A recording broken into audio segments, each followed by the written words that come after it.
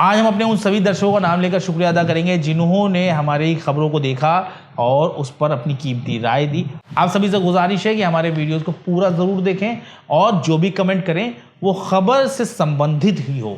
फिलहाल खबर की तरफ बढ़ते हैं। यूपी की राजधानी लखनऊ में एक महिला का शव मिला।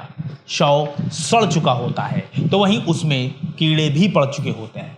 पुलिस ने तफ्तीश शुरू की तो कई चौंकाने वाले खुलासे हुए, क्योंकि उस महिला पर पहले ही कत्ल का इल्ज़ाम होता है। 3 साल वो जेल काट चुकी होती है। इतना ही नहीं, उसने 2 शादियां की होती हैं और दूसरे पति की कई ज़मीनें अपने नाम करवा चुकी होती है। लेकिन अब उसका ही शत विक्षत बेजान जिस्म लावारिस हालत में पड़ा मिला। दरअसल 3 नवंबर को यूपी की राजधानी लखनऊ के माल इलाके में राजपाल उर्फ होरी लाल नाम के किसान अपने खेत पहुंचे। उन्हें खेत में जुताई करनी होती है, लेकिन खेत में एक अजीब सी बदबू फैल रही होती है। राजपाल को लगा कि यार ये बदबू तो किसी जानवर के सड़ने की है। उस बदबू ने किसान को परेशान कर दिया। वो उस बदबू को बर्दाश्त ही नहीं कर पा रहे होते हैं। लिहाजा किसान ने तय किया कि पहले वो इस मरे हुए जानवर को तलाश करके हटा के सफाई करवा दें और फिर वो खेत जोतेंगे। लिहाजा उस किसान ने अपने खेत के चारों तरफ मुआयना करना शुरू किया।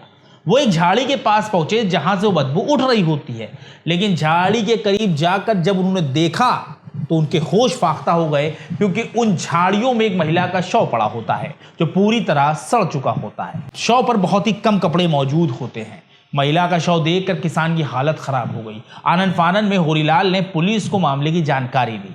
कुछ देर में ही पुलिस भी मौके पर पहुंची और मामले की तफ्तीश शुरू कर दी गई। किसान राजपाल उर्फ होरीलाल ने पुलिस को सारा किस्सा बताया, कैसे कैसे क्या हुआ, जिसके बाद पुलिस ने लाश को कब्जे में लेकर पोस्टमार्टम के लिए भेजते हुए तफ्तीश शुरू की।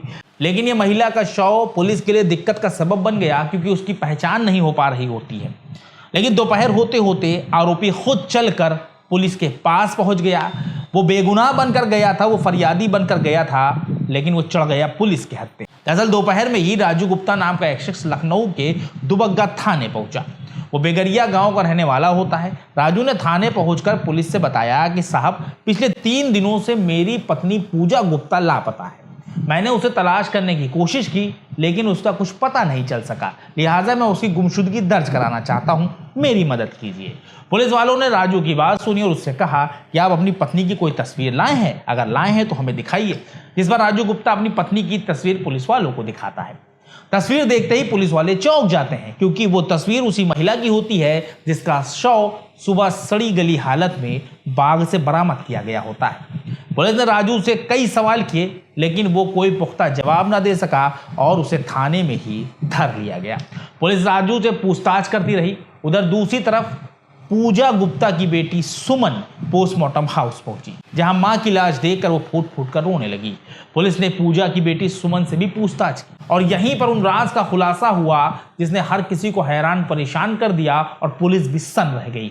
सुमन ने बताया कि साहब, करीब 5 साल पहले मेरे पिता की हत्या हो गई थी। उनका नाम सुरेश था, जिसका इल्ज़ाम मेरी मां पर लगा और उन्हें पुलिस ने गिरफ्तार करते हुए जेल भेज दिया। 3 साल तक मेरी मां पूजा जेल में रही। जेल से जब वो छूटी तो मां ने दुबग्गा बिगरिया गांव में रहने वाले आड़ती राजू गुप्ता से दूसरी शादी कर ली और फिर हम सब सीतापुर से लखनऊ आ गए और यहीं रहने लगे।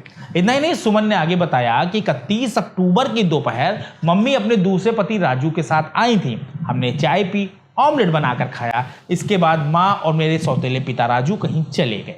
शाम को मैंने अपनी मम्मी को कॉल किया तो उनका फ़ोन स्विच ऑफ आया। मैंने दूसरे पिता से मम्मी के बारे में पूछा कि मम्मी कहाँ हैं, जिस पर उन्होंने कहा कि वो कहीं चली गई होंगी, आ जाएंगी। लेकिन धीरे धीरे 3 दिन का वक्त गुजर गया और मेरे सौतेले पिता ने हमें कुछ भी नहीं बताया। वो बस यही कहते रहे कि मम्मी कहीं गई हैं, आ जाएंगी। और ना तो मम्मी का मोबाइल ऑन हुआ और ना ही वो वापस लौटी। लेकिन हर बार राजू हमको गुमराह करता रहा। जिसके बाद मैंने खुद ही भाई कृष्णा और बहन के साथ अपनी मम्मी की खोजबीन शुरू की। तो लावारिस लाश के बारे में पता चला तो मैं पोस्टमार्टम हाउस भी गई।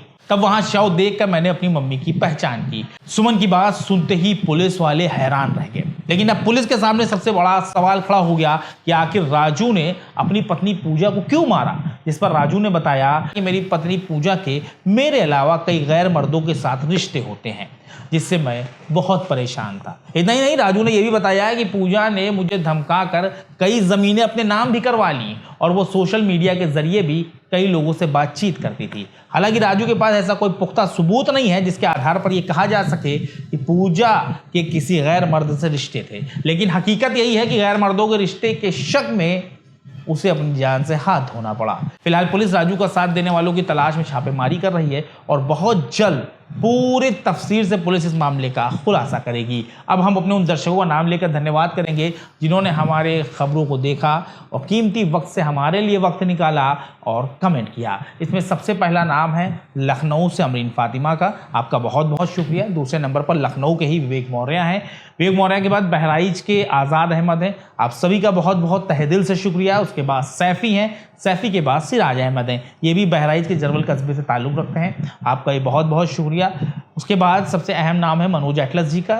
मनोज एटलस जी दिल्ली के हैं और ये हमारे रेगुलर व्यूवर हैं, हमारे शोज़ को देखते हैं, हमारे वीडियोज़ को देखते हैं और उस पर अपनी कीमती राय देते हैं। आप सबका तहे दिल से शुक्रिया। हमारी खबर को पूरा ज़रूर देखें, साथ ही आप जो भी कमेंट करें वो खबर से रिलेटेड ही करें। बहुत जल्द एक ऐसी सच्ची घटना के साथ हम आपके सामने हाजिर होंगे। तब तक के लिए हमारी टीम को इजाज़त दीजिए और अपना ख्याल रखिए।